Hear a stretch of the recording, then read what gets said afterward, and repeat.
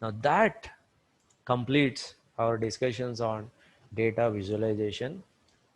Nothing is rocket science in this one. These are all the methods that we already know. A lot of us know bar chart, a lot of us know box plot.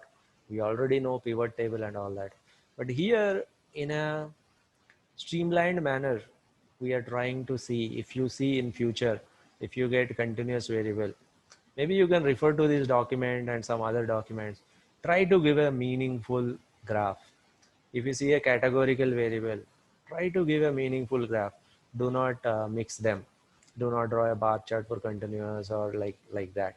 If you see a categorical, when you're trying to explain the relationship between continuous versus continuous, there are a few points that you need to highlight. When you're trying to explain the relationship between continuous versus categorical, then there are a few points that you need to highlight. Categorical versus categorical, maybe you have to follow some of them, like usual pivot tables or heat maps or something like that. Okay?